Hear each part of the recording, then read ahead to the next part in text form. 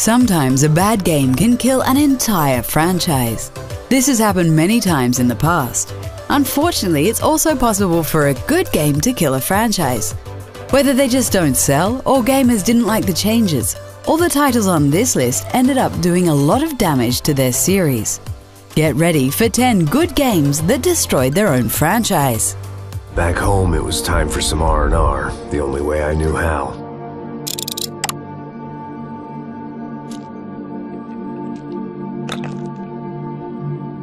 Rockstar made the third entry in the Max Payne series, and it was awesome. What other developer would dare to turn Max into a washed-up old has-been with a serious drinking problem? The game was solid, with lots of interesting locations around the world.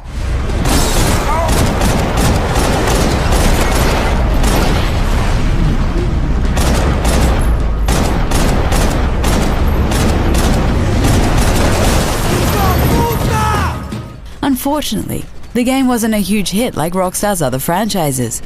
It didn't even come close to selling anywhere near the likes of Red Dead Redemption or Grand Theft Auto. We're still very sad about the fact that this amazing franchise is pretty much dead these days. Well, it wasn't perfect. In fact, it wasn't much good at all, but it was going to have to do.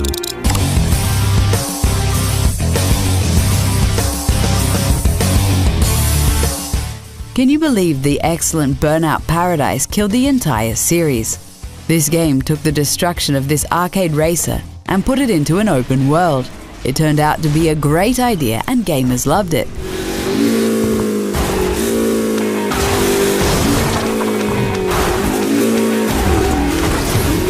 However, the Burnout games never became as popular as publisher EA would have hoped.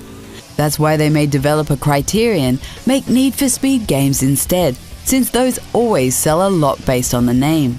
However, the terrible reviews for Need for Speed Payback will put the Burnout franchise back in the picture.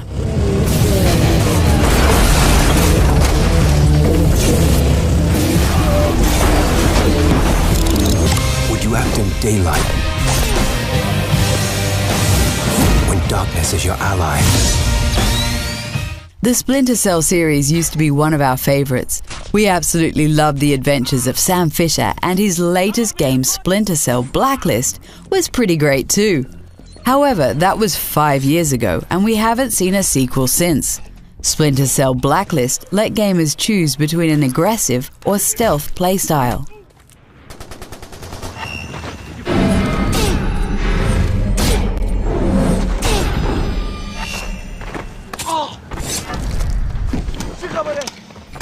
You could tackle missions any way you saw fit, and we really liked the freedom of choice. We weren't the only ones, as the game got good reviews and lots of praise. Unfortunately, it underperformed commercially, and Sam Fisher went dark ever since.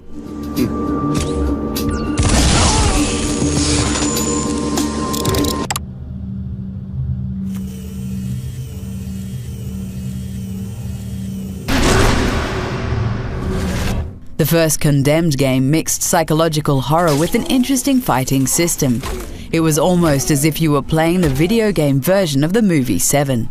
Unfortunately, the sequel took the series in a new direction. It focused less on crime scene investigation and more on action.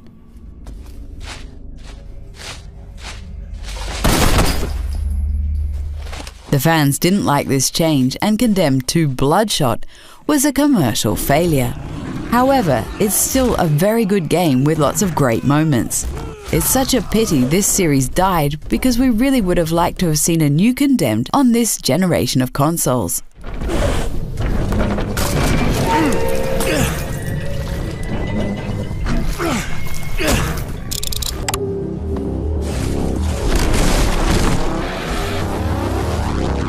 A million years. Okay. We know the developers completely messed up the look of Dante in DMC Devil May Cry. They turned an awesome character into some obnoxious emo punk. However, DMC Devil May Cry is actually a really good game. The hack and slash action is great, and the levels are really original. Now what we have here is some truly shocking footage of the terrorist, known as Dante, at the Bellevue Pier recently. The game also has some extremely memorable boss fights. Unfortunately, fans of the series didn't give the game a chance and it flopped horribly. If the series ever returns, we're sure it won't feature this new version of Dante.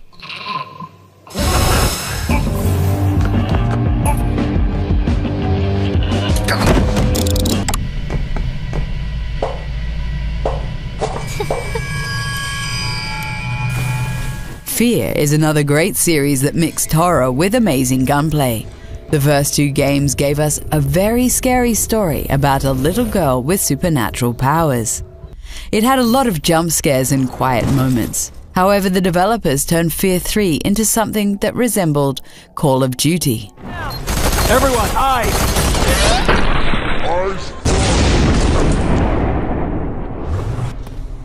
While the game wasn't bad, it missed the horror elements of the first two games.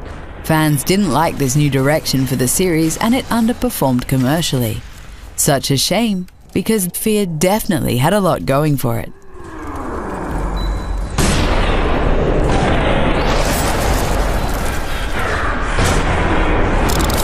All units, this is Sergeant Callum. We're under attack by an unknown enemy force. Fall back to Marine HQ to regroup. Doom 3 is often falsely regarded as a terrible game that destroyed the series. While the game did put the series on ice for 12 years, it certainly wasn't terrible. The developers simply turned the run-and-gun action game into something that was much slower paced. It showed off some amazing graphical effects at the time, and we really got lost in the atmosphere.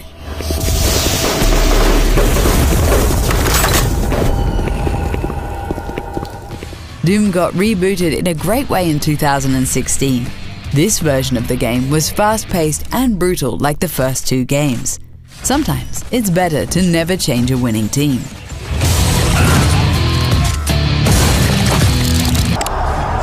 Perhaps climbing up here wasn't the best idea.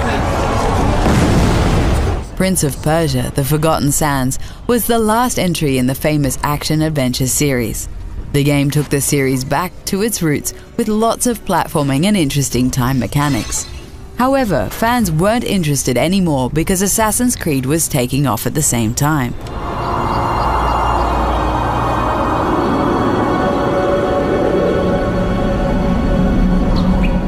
Assassin's Creed was another game by Ubisoft that pretty much stole Prince of Persia's lunch. The publisher decided to focus on that series instead, and another 9 Assassin's Creed games came out since the poor prince got left behind in 2010.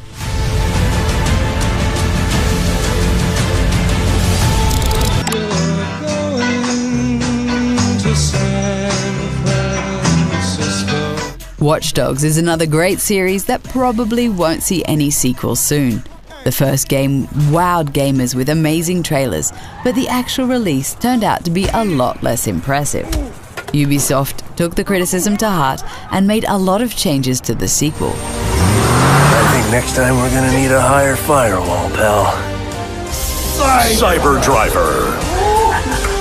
Action hero badass! Talking car, admit it, Josh. The car is cool. Watch Dogs 2 featured a new protagonist and was a lot more upbeat than the serious first entry. However, the damage was already done, and gamers didn't bother to buy it. Such a shame, because Watch Dogs 2 was a great new direction for the series. Thanks, man. Appreciate everything you did for me. For sure. But right now, can you get the hell out of here? You're making people nervous. Oh, hey, did you try Palma Grapple? It was good, right?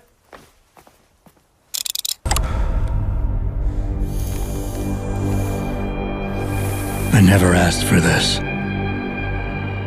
We still cry ourselves to sleep every night, knowing we won't get a new Deus Ex game anytime soon. The game got rebooted back in 2011 with the excellent Deus Ex: Human Revolution. However, publisher Square Enix really messed up while promoting the sequel.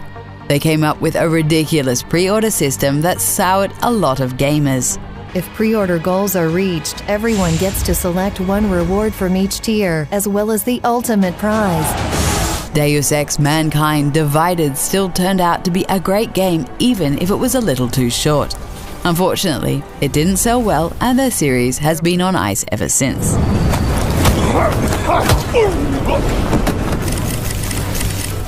Which game series do you miss the most?